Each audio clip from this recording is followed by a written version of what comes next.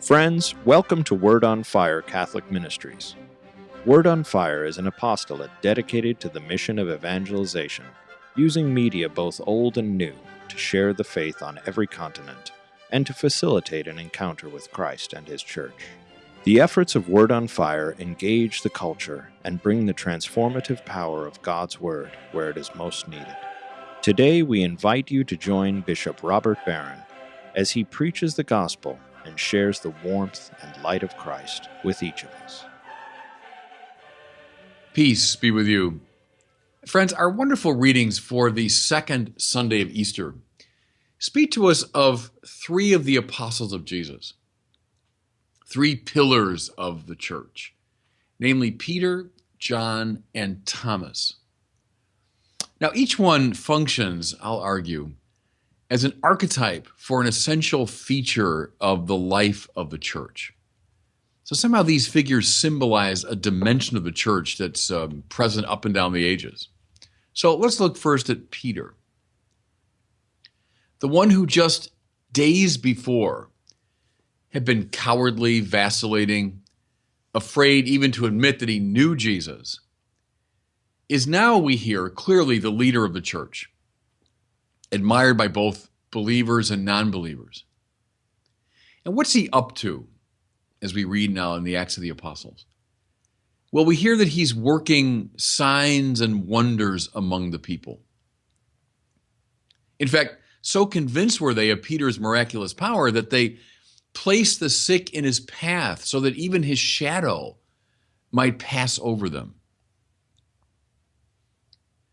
We hear that people brought the sick from all over the region, as well as those troubled by unclean spirits, and that all of them were cured. Now, I fully realize that today we might be a bit skeptical of all this miraculous carrying on. But, it's hard to deny that Jesus was certainly known as a healer and a miracle worker. And there's abundant evidence that the performance of miracles was a major reason why the first preachers were taken seriously. See, think about that for a second. You see it in Paul as well. That here these figures show up and they start talking about Jesus and his life and his resurrection from the dead. And what led people to believe them at first? And I think, and again, you see in Paul, I think it's very plausible to say that it was the miraculous power that came forth from them that led people to say, I think I'll give this a listen. You see it too, by the way, in the stories of the great missionaries up and down the centuries, when they first go into a region that doesn't know Christianity. And see, wouldn't that seem to make sense in God's providence, that to give these first preachers a credibility, that God would work miraculously through them? So I think it's true in the life of Jesus, certainly, and I think it's true rather clearly in the lives of these first preachers. But here's the point I'm making. Peter is functioning here, I think, as a symbol of the apostolic dimension of the church up and down the centuries. What I mean is it's outreach in service to those in need, especially the sick.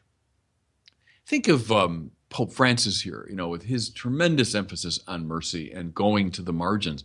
Well, that's a classic, standard dimension of the church's life. Now, the church customarily has done this kind of work, not through miracle workers, though there are miracle workers. I want to emphasize that. You can find them in every stage of the church's life, including today. You doubt me, read Craig Keener's great book on miracles. But customarily, the church has done this kind of work. How? Through its hospitals and clinics, through great figures such as, John of God and Catherine of Siena, Mother Teresa of Calcutta in our day.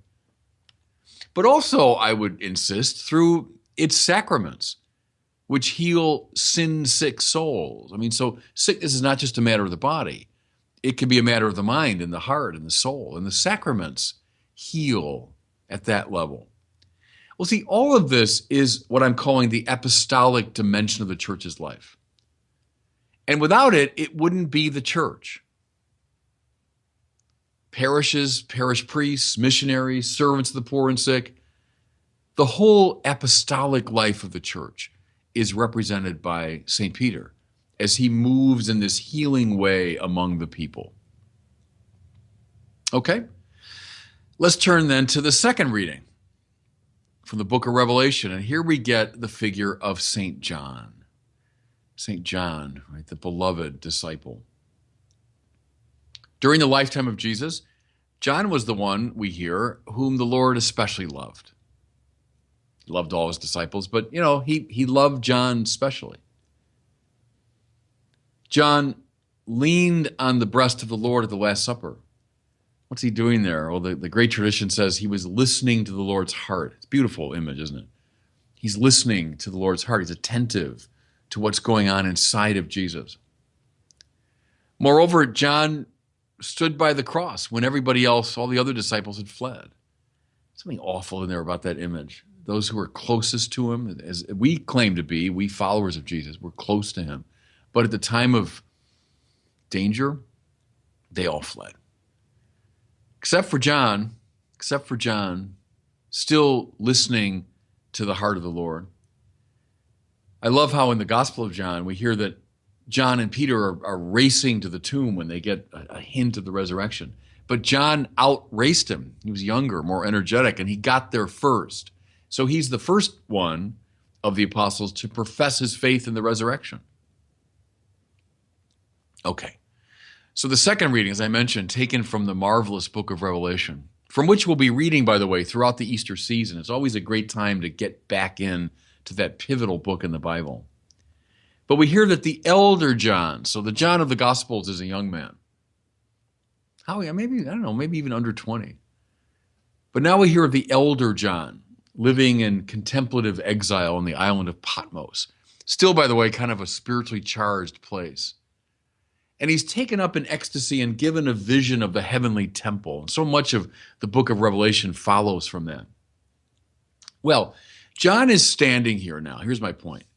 For the contemplative dimension of the church. So Peter is the apostolic dimension, the church reaching out in service.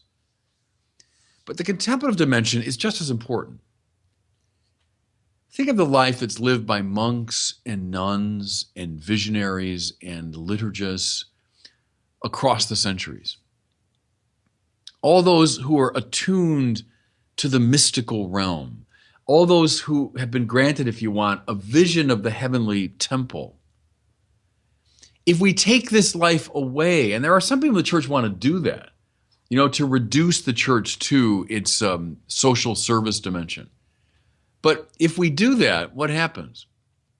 The church will devolve into, more or less a kind of society of do-gooders that will be like, as the Pope says, a sort of NGO. Will this be a social service organization? And notice, please, how the greatest of our apostolic figures up and down the centuries, think of St. Lawrence, think of St. Francis, Dorothy Day, Mother Teresa, Elizabeth of Hungary, Francis Xavier. We go on and on. But the greatest of these apostolic figures were profoundly rooted in this contemplative dimension. In the Mass, in the Eucharist, in the adoration of the Blessed Sacrament, in retreats, in contemplative prayer, in the monastic life. See, all this participates in this Johannine dimension of the church, this John dimension. It's what John Henry Newman, one of my great heroes, called the priestly aspect of the church. See, and here's a kind of cri de coeur of mine, a sort of complaint, is that after Vatican II, the church that I came of age in, there was a great and indeed almost exclusive stress placed on the apostolic or ministerial side of the church. See, and that wasn't good.